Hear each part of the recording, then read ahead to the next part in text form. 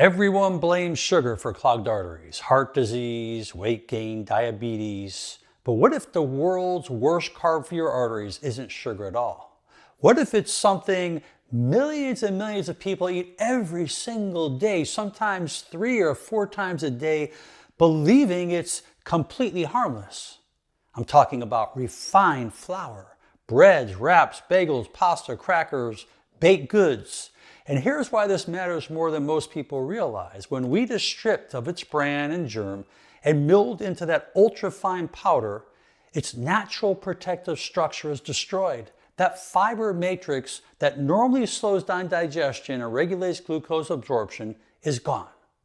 What remains is rapid glucose delivery. The moment refined flour hits your mouth, salivary amylase begins breaking those long starch chains apart. Within minutes, in the small intestine, pancreatic amylase finishes the process, converting those starches into glucose molecules that enter your bloodstream quicker than you could ever imagine. White flour products can raise blood sugar as fast as, and sometimes faster than, table sugar. Now here is where the real damage begins. When glucose spikes rapidly, the pancreas releases insulin aggressively. Insulin is not just a blood sugar hormone, it is one of the most powerful storage hormones in your entire body. And when insulin rises repeatedly throughout the day, your metabolism shifts towards storage and away from burning, fat burning. And fat burning slows, triglycerides production increases, the liver converts excessive glucose into fatty acids through a process called lipogenesis. And those fatty acids are packaged into very low density lipoproteins called VLDL particles. And under chronic insulin exposure, those particles remodeled into smaller, denser LDL particles. And those small, dense LDLs is more likely to penetrate the endothelial lining of your artery and is more prone to oxidation. Once oxidized, LDL triggers inflammatory cascades inside the arterial wall. Macrophages engulf and oxidize the LDL, forming foam cells which contribute to plaque development over time. But it doesn't stop there. Repeated glucose spikes also promotes glycation.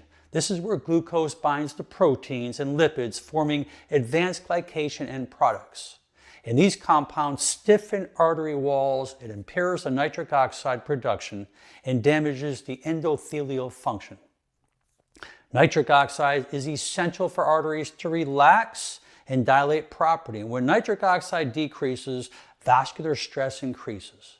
Over time, this environment promotes endothelial dysfunction, inflammation, atherosclerosis. This progresses worse. Meanwhile, visceral fat accumulates around the abdominal organs. Fatty liver develops as the liver continues converting excessive glucose into triglycerides. Insulin resistance slowly builds, forcing the pancreas to release even more insulin to achieve the same effect. And here is what makes refined flour especially dangerous. It does not taste sweet, so people underestimate it. They would never drink soda all day long, but they'll eat refined flour at breakfast, lunch, dinner, and snacks in between.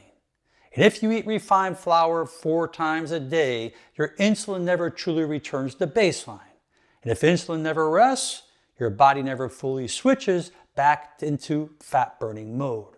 I hope this video serves you well. Please share it with your friends and family. Leave your comments below. And most important, make it a great day. I'm Dr. Alan Mandell.